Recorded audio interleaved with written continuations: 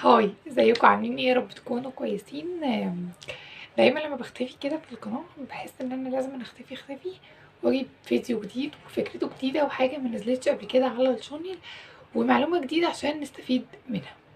فيديو النهارده انا يمكن من ساعه ما عملت الشانل نفسها وانا ما اتكلمتش خالص او صافت وان انا اتكلمت عن الايلاينر، او ممكن يبقى اتكلمت مره او حاجه عن فرق بين اتنين يعني.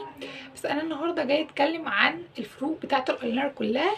لو انتي واحده لسه مبتدئه او انتي لسه عايزه ترسمي ايلاينر اصلا وعايزه تجربي ترسمي بس متعرفيش تستخدمي ايه، ما بين اللي هو الريشه الديب لاينر والايلاينر نفسه القلم الجيل لاينر. يعني هو بيبقى الجيل لاينر وايلاينر وديب لاينر. في فيديو النهارده انا هبسط لك واحده واحده وهقول لك لو انت مبتدئه تستخدمي ايه. فيلا بينا نبدا.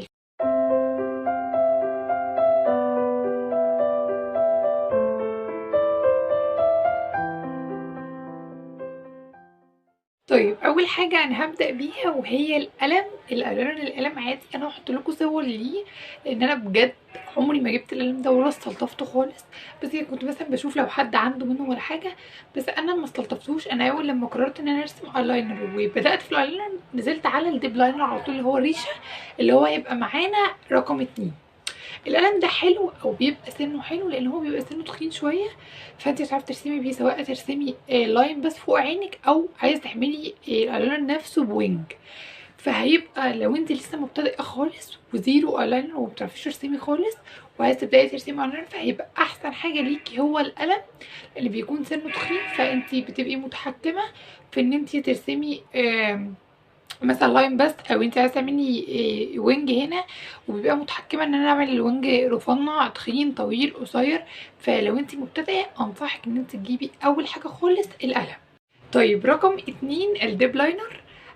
ده متواجد عندي لان انا استخدمته هو والجيل لاينر اللي هو هيبقى رقم 3 اللي جاي معانا المره الجايه. طيب ده الديب لاينر. ده بتاع كيس بيوتي. انا جبت اي حاجه يعني موجوده عندي بس عشان اوريكم الفرق، لان انا زي ما قلت لكم القلم مش موجود عندي خالص، بس المتاح عندي انا جبته لكم. طيب الحلو او اللي بيعجبني انا كواحده في الريشه، ان هي بتكون هو الديب لاينر اللي هو الريشه، ان هي بتبقى كلها اللي هي بتبقى كده، دي بتبقى كلها اللاين بتاعها رفيع جدا جدا جدا. فلو انتي بقيتي شطوره جدا في رسم الايلاينر هتعرفي ان انت تستخدمي الديب وهتعرفي ان انت تستخدمي الجيل لاينر، لان هي بس الفكره كلها مساله تحكم في ايدك. لان لو انت مبتدئه، لو حد مبتدئ هيبقى فاهم قصدي انا بقصد ايه كويس.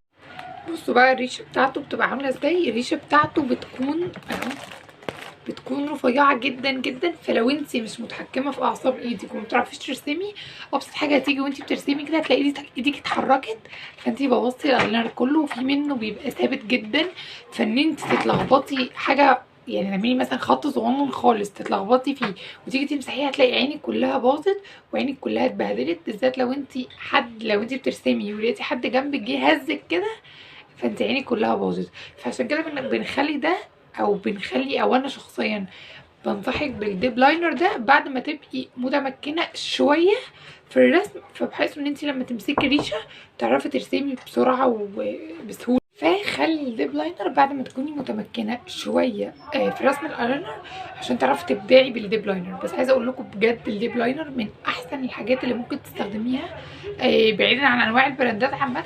بس عايزه اقول لكم من اخف حاجه، يعني من اخف الحاجات اللي هتعرفي ترسمي بيها هو بالنسبه لي انا الديب لاينر. انا مهما الف يعني انا جربت الجيل وجربت الديب لاينر وجربت مره كده القلم بس ما اشتريتهوش، يعني جربته من حد بس لا حسيت ان يعني انا جربته قلت اجربه قبل ما اشتريه اشوف انا هرتاح في رسمته ولا لا، بس بصراحه لا ما ارتحتش فيه خالص. هو بالنسبه لي ديب لاينر ايلاينر يعني ديب لاينر بس كده. طيب رقم 3 وهو الجيل لاينر. ده بيبقى شكل الجيل لاينر عامه. بيبقى يعني انا كنت ساعات لما اشتريته كده، بس كان بيبقى معايا براش صغنونه كده اللي بنرسم بيها. كان بيبقى كده اهو. انا مش عارفه بصراحه، هو اكيد في بيبقى حاجه واحده كده، يعني بتبقى قطعه واحده. بس انا لما جيت جبت ده وما حبيتهوش بصراحه لانه كان تقيل جدا جدا جدا في رسمه. وحرفيا لو بترسمي وبس لخبطتي وجبتي نقطه هنا، يا ويلك يا سواد ليلك لما النقطه دي تتمسح.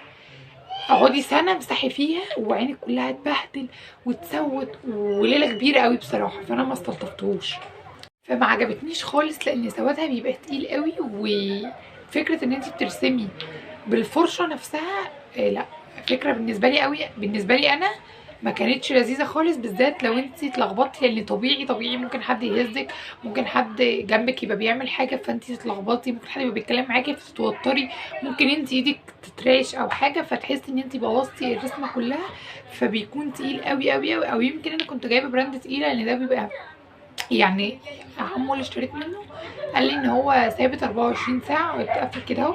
انا استخدمت اللي فوق الاول، ولما بدات تنشف عشان انا سبتها فتره فنشفت، فدخلت على اللي تحت وبرده نشفت، الاثنين نشفوا لان انا ما بقتش بستخدمه، بقيت بستخدم الديب لاينر. ف لو انت حابه تجربي ده جربيه، بس خليه خطوه اخيره خالص خالص خالص بعد ما تبقي جربتي قلم وجربتي الديب لاينر، وتشوفي بقى انهي اللي انت مرتاحه فيه. خلاصة الحوار، لو انت لسه مبتدئه خالص في الايلاينر خليكي في حاجه من الاتنين، لا اما القلم عشان هيبقى سهل معاكي حتى لو اتلخبطتي في الرسمه ان انت تمسحيه وتظبطي الوينج، او حتى تعملي اللاين بتاع الايلاينر بس، او خليكي في الديب لاينر، ده هيبقى الاختيار التاني لو انت برضو مبتدئه. الجيل لاينر هيبقى تقيل قوي قوي قوي ومش هيقعد معاكي. وفي حاجه وحشه ما عجبتنيش فيه، ان لو انت مش بترسمي ايلاينر كتير فهو هينشف منك، لان زي ما قلت لكم انا فتحت الجزء اللي فوق وسبتها لان انا ما برسمش ايلاينر كتير. جيت بعد كده استخدمه لقيته نشف مني، فتحت الجزء التاني وبرده نشف. فهي دي كده ملهاش عندي لازمه، بس انا خليتها عشان اصور لكم عليها الاول قبل مرميها. فبلاش ده خالص لو انت مش بترسمي ايلاينر كتير، لو انت بترسمي كل فين وفين ده هيبقى اختيار كويس قوي معاكي، لان هو محكم فانت بتقفليه كده فمش هينشف منك ولا حاجه. وخلي القلم.